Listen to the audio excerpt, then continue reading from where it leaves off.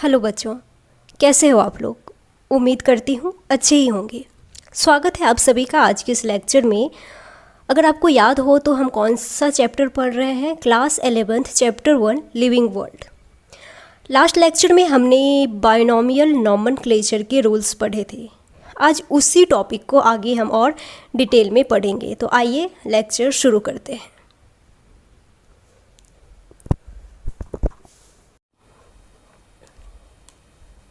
तो आओ बच्चों लेक्चर शुरू करते हैं। देखिए, कैरोलस लिनियस के बारे में तो जानते होंगे, नाम तो सुना होगा ना, क्योंकि जब से इस चैप्टर का सेकंड पार्ट स्टार्ट करा है हमने तब से तो कैरोलस लिनियस का कितना बार न जाने हमने जिक्र किया होगा। कैरोलस लिनियस बहुत बड़े साइंटिस्ट थे, अपने ज़माने के बहुत बड़े साइंटिस्ट थे।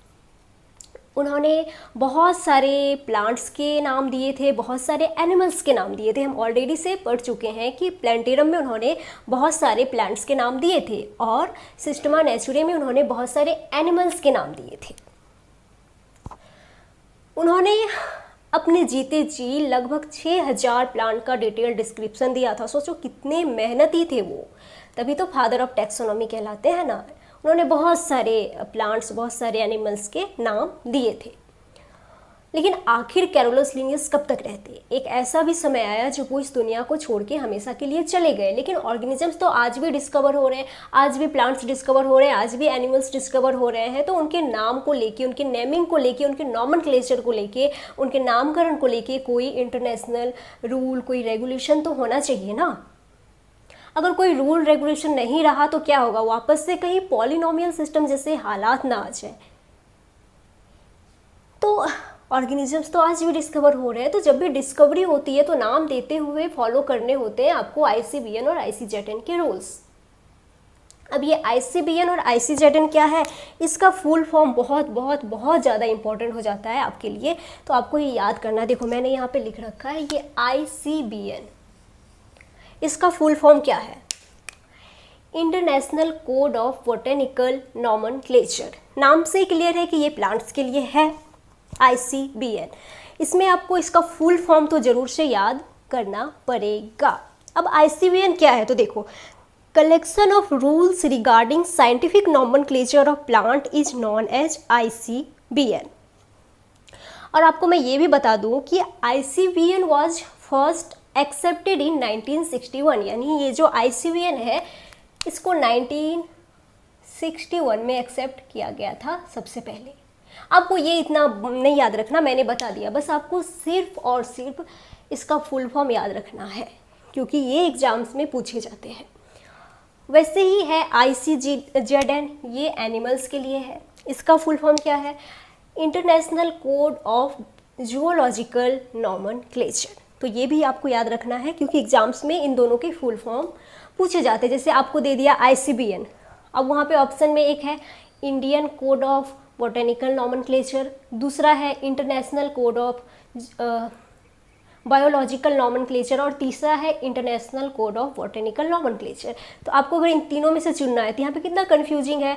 आई की जगह इंटरनेशनल होना चाहिए तो इंडियन कर दिया, बोटेनिकल की जगह पे बायोलॉजिकल कर दिया। तो ऐसे कन्फ्यूजिंग से ऑप्शंस आपको दिए जाते हैं और उसमें से आपको सही चुनना है। तो आपको सही आप तभी चुनोगे जब आपको सही फुल फॉर्म याद होगा। तो आपको ये याद करना है। तो आपको ICBN और ICZN के फुल फॉर्म याद करने हैं। इनसे रूल्स निकाल के ही आप नाम दोगे, ऐसा नहीं है कि अपने मन से नाम देना है। और साथ में लिनियस के बायनोमियल नॉमेनक्लेचर के रूल्स फॉलो करने हैं। अब मैं इसको मिटाती हूँ और अपने लेक्चर को आगे बढ़ाते हैं। अब चलो आगे हम लोग पढ़ने वाले हैं सिनोनिम। तो इसको पहले मैं मिटा देती हूँ, फिर हम सिनोनिम पढ़ेंगे। सिनोनिम समझते हैं।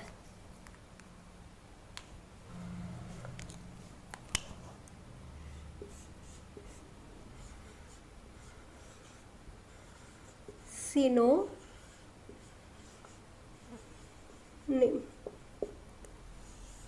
देखो क्या होता है जब एक ही ऑर्गेनिज्म को अलग अलग साइंटिस्ट द्वारा अलग अलग नाम दे दिया जाता है तो फिर उस कंडीशन में क्या होता है आओ समझते हैं। मान लीजिए एक प्लांट है P, इसको एक A नामक साइंटिस्ट ने नाम दिया एक्स, और इन्होंने जो एक्स नाम दिया, इन्होंने दिया मान लो 1 जून 2000 को।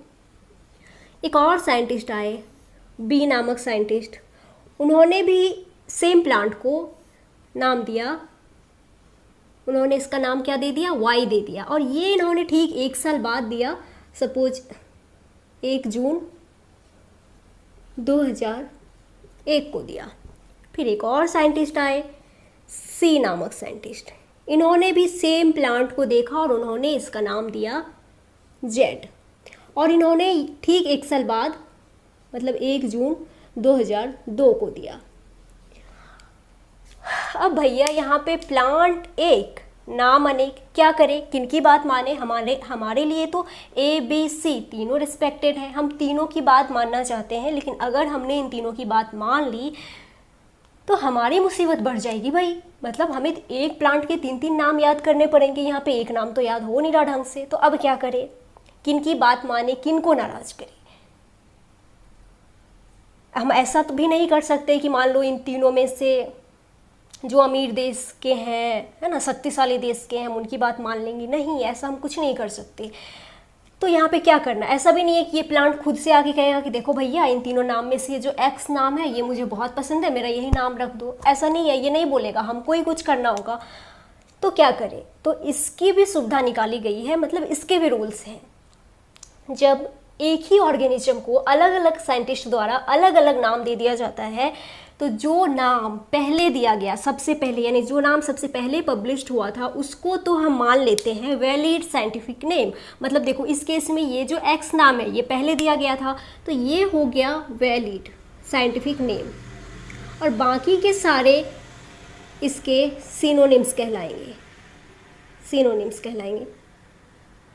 कुछ पाला पड़ा, कुछ समझ में आया? आओ एक और एग्जाम्पल से समझते हैं। एक फंगस है वाइट रस्ट, वाइट रस्ट, इसको एक नाम दिया गया था एल ब्यूगो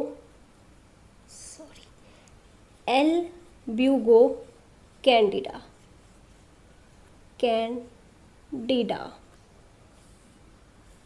और इसको एक और नाम दिया गया था सिस्टोपस कैंडिडस। एक मिनट, कैमरे में दिख रहा है या नहीं, मैं देख लेती हूँ। हाँ दिख रहा है। तो सिस्टोपस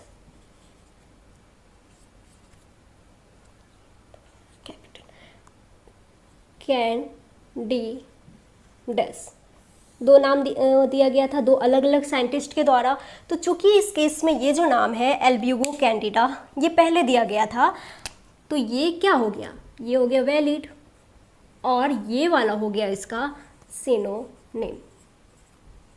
तो समझ में आया कि जब एक ही ऑर्गेनिजम्स को अलग अलग साइंटिस्ट द्वारा अलग अलग नाम दे दिया जाता है, तो जो नाम सबसे पहले दिया गया है उसको वैलिड माना जाता है, और बाकी के सारे इसके सिनोनिम कहलाते हैं। तो यहाँ पे हमने क्या किया, यहाँ पे हमने प्रायोरिटी दी किसको, तो जो नाम पहले दिया गया था, तो इसी को प्रिंसिपल ऑफ प्रायोरिटी कहते हैं। लिख देती हूँ मैं यहाँ पे एक और रूल बाइनोमियल सिस्टम का, important rule, principle of priority, है ना, प्रिंसिपल ऑफ प्रायोरिटी, पहले आओ पहले पाओ, क्या पाओ, तो क्रेडिट पाओ। तो ये समझ में आ गया कि जो जब एक ही ऑर्गेनिज्म को अलग अलग साइंटिस्ट अलग अलग नाम दे दिए जाते हैं, तो उस कंडीशन में जो नाम पहले दिया गया है उसको वैलिड माना जाता है, बाद बाकी सारे इसके सिनोनिम्स कहलाते हैं। और ये एक इम्पॉर्टेंट रूल है बाइनोमियल नॉमेनक्लेचर का। तो अब मैं इसको मिटा देती हूँ यहाँ पे, और अब हम आगे पढ़ने वाले टोटोनिम, बहुत बहुत बहुत इंपॉर्टेंट है टोटोनिम, ध्यान से समझना। पहले मैं इसको मिटा देती हूँ। तो आइए हम लोग अब टोटोनिम पढ़ेंगे, इम्पॉर्टेंट, ये बहुत ज़्यादा इम्पॉर्टेंट है टोटोनिम। अभी फ़िलहाल लाइट कट चुकी है तो आपको हो सकता है थोड़ा डार्क दिखे, बट कोई नहीं। आओ अब हम लोग पढ़ेंगे टोटोनिम। ये बहुत ज़्यादा इम्पॉर्टेंट है, आपको ध्यान से समझना है। Tautonym name. ये क्या होता है, देखो जब आपको बायनॉमियल नॉमेनक्लेचर में मैंने पढ़ाया था लास्ट लेक्चर में कि किसी भी जो साइंटिफिक नेम है उसके दो कंपोनेंट्स होते हैं, जेनरिक नेम और स्पेसिफिक एपिथेट। तो टॉटोनिम में क्या होता है कि जब जेनरिक नेम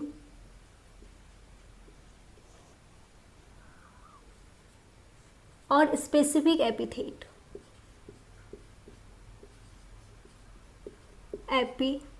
ये दोनों सेम हो जाए,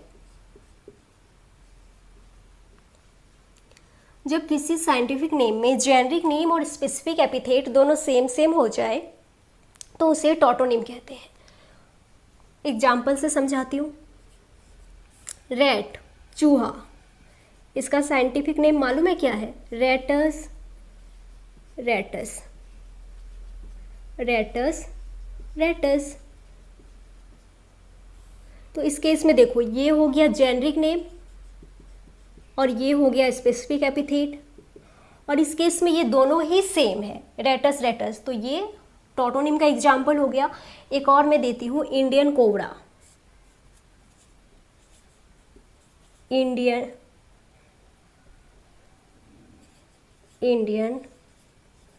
कोबरा, इसका है नाजा।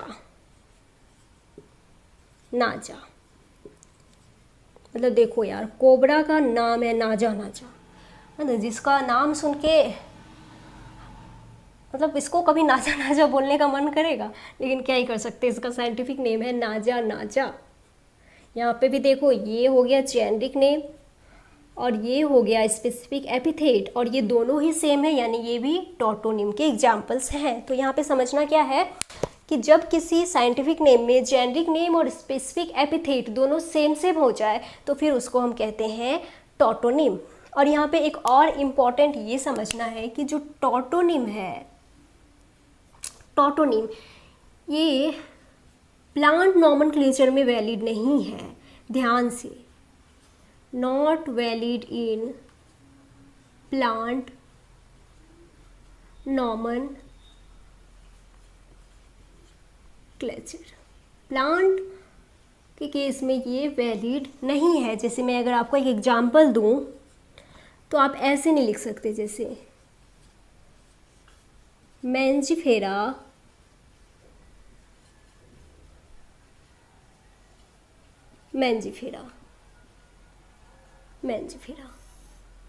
ये आप ऐसे नहीं लिख सकते, ये गलत होगा। बट ये जो टॉटोनिम है बच्चों, ये वैलिड है किसमें? एनिमल नॉमेनक्लेचर में, वैलिड इन एनिमल नॉमेनक्लेचर।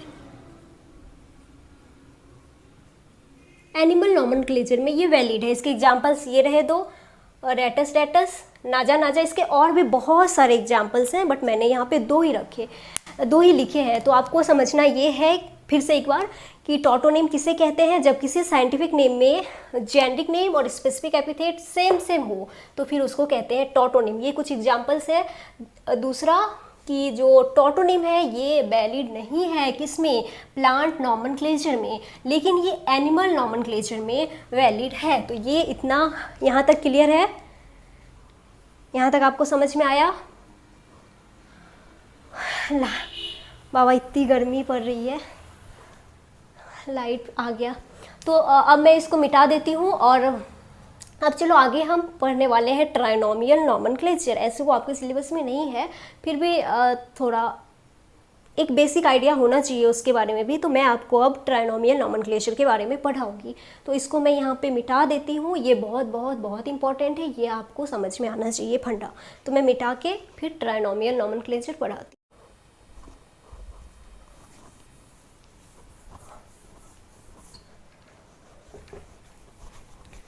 हम लोग अब पढ़ेंगे ट्राइनोमियल नॉमेनक्लेचर। बीच में लाइट चली गई थी तो हो सकता है कि आपको थोड़ा क्वालिटी वीडियो का उतना अच्छा ना मिले, तो उसके लिए मैं क्षमा चाहती हूँ। अभी लाइट आ गई है, अब आपको अच्छा दिख रहा होगा। इतनी गर्मी है, बाप रे। तो अब हम लोग पढ़ने वाले हैं ट्राइनोमियल नॉमेनक्लेचर। इसको समझते हैं।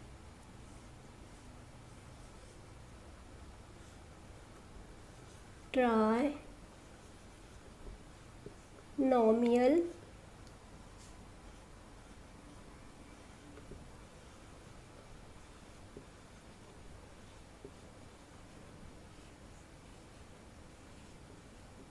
नॉमेनक्लेचर। तो देखो ट्राइनोमियल नॉमेनक्लेचर क्या है, तो यहाँ पे नाम से क्लियर है। ट्राई यानी तीन, यहाँ पे जो नाम होंगे वो 3 वर्ड्स के होंगे, 3 वर्ड्स के नेम होंगे। देखो आपको एक चीज़ याद रखना है कि मेजरली मेनली मैक्सिमम टाइम हम बाइनोमियल नॉमेनक्लेचर का ही इस्तेमाल करते हैं, लेकिन अगर कभी ज़रूरत पड़े तो क्या होता है ना कि स्पीसीज को भी आगे सब स्पीसीज में या वेराइटी में डिवाइड करना पड़ता है। तो आपको ये यहाँ पे याद रखना है कि बाइनोमियल नॉमेनक्लेचर का ही यूज करते हैं मैक्सिमम केस में। ट्राइनोमियल नॉमेनक्लेचर का इस्तेमाल हमेशा नहीं करते हैं, इसका यूज़ तो ज़रूरत पड़ने पे किया जाता है। तो कई बार बच्चे ये समझ लेते हैं कि पॉलिनोमियल को रिजेक्ट करा, बाइनोमियल लाया, और अब बाइनोमियल को रिजेक्ट करके ट्राइनोमियल आ गया। तो ऐसा नहीं है, बाइनोमियल को रिजेक्ट करके ट्राइनोमियल नहीं आया, ये आपको नहीं समझ, ऐसा आपको नहीं समझना। आज भी मेनली बाइनोमियल सिस्टम का ही इस्तेमाल करते हैं, ट्राइनोमियल नॉमेनक्लेचर का हमेशा इस्तेमाल नहीं होता है, ज़रूरत पड़ने पे किया जाता है। तो बाइनोमियल को रिजेक्ट करके ट्राइनोमियल आया ऐसा नहीं है, ये तो बस बाइनोमियल की हेल्प के लिए आया है। तो अब आगे और समझते हैं। देखो हमने यहाँ पे कहा कि ट्राइनोमियल में जो नाम है वो 3 वर्ड्स के हो जाते हैं। तो ये 3 वर्ड्स क्या क्या, पहला वर्ड जो होगा वो जेनरिक नेम, मैं लिख भी देती हूँ। First word generic name, second वही स्पेसिफिक एपिथेट,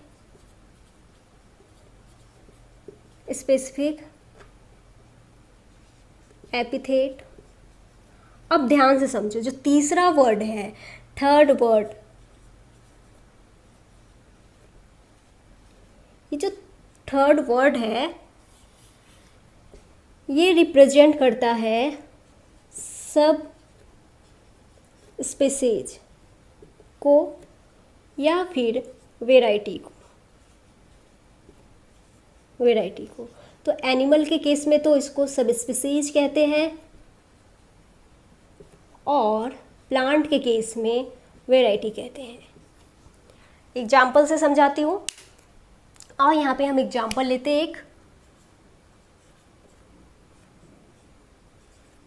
होमो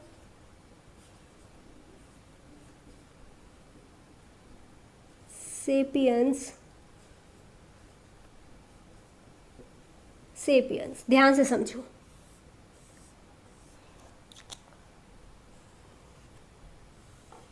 यहाँ पे ये जो फर्स्ट वर्ड है ये क्या हो गया, ये हो गया जेनरिक नेम, शॉर्ट में लिख देती हूँ GN। और ये जो सेकंड वर्ड है ये हो गया स्पेसिफिक एपिथेट। और ये जो थर्ड वर्ड है ये क्या हो गया यहाँ पे, सब स्पेसीज। क्लियर है। अब चलो आपको एक और बड़ा बढ़िया एग्जाम्पल से मैं समझाती हूँ। तो इसके लिए मुझे यहाँ पे ये मिटाना होगा, मैं ये मिटा देती हूँ। इसमें आपको समझ में आ गया ना, ट्राइनोमियल नॉमेनक्लेचर का एग्जाम्पल यहाँ पे मैंने लिखा है। इसको अब मिटाती हूँ क्योंकि मुझे आगे कुछ और समझाना है आपको। एक और बड़ा फेमस एग्जाम्पल ट्राइनोमियल नॉमेनक्लेचर को समझाने के लिए मैं यहाँ पे लिखती हूँ।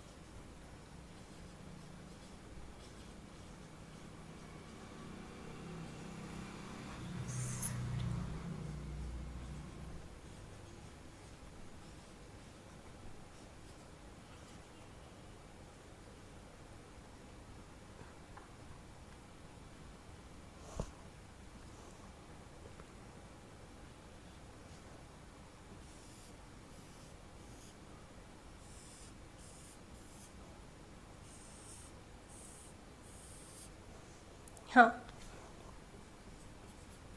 तो यहाँ पे देखो मैंने क्या लिखा है। पहला ब्रेसिका ओलरेसिया बोट्राइटिस, दूसरा ब्रेसिका ओलरेसिया कैपिटाटा, ये सी है यहाँ पे थोड़ा देखना, कैपिटाटा, और जो तीसरा है वो है ब्रेसिका ओलरेसिया कोलोरापा। ये गोभी की वैरायटी है। जैसे कि देखो ये जो है ब्रेसिका ओलरेसिया बोट्राइटिस, ये कॉलीफ्लावर का नाम है, हिंदी में इसको क्या कहते हैं, फूल गोभी, तो ये फूल गोभी का नाम है। दूसरा है ब्रेसिका ओलरेसिया कैपिटाटा, ये कैबेज का नाम है, पत्ता गोभी या बंद गोभी कहते हैं ना इसको। और ये जो है ब्रेसिका ओलरेसिया कोलोरापा, ये गांठ गोभी का नाम है। हो सकता है आप में से बहुतों ने इसका नाम भी नहीं सुना होगा, बहुत लोग जानते भी होंगे, तो नहीं जानते तो आप एक बार इसको गांठ गोभी को सर्च करके देख लेना। तो यहाँ पे देखो ये जो ब्रेसिका ओलरेसिया बोट्राइटिस है, इसमें ये ब्रेसिका हो गया जेनेरिक नेम, ये हो गया स्पेसिफिक एपिथेट, और ये यहाँ पे हो गया वेराइटी। सेम इसमें भी ये हो गया जेनेरिक नेम, ये स्पेसिफिक एपिथेट, और ये वेराइटी। यहाँ पे मैं लिख देती हूँ, ये हो गया यहाँ पे जेनेरिक नेम, ये हो गया स्पेसिफिक एपिथेट, और ये हो गया वेराइटी।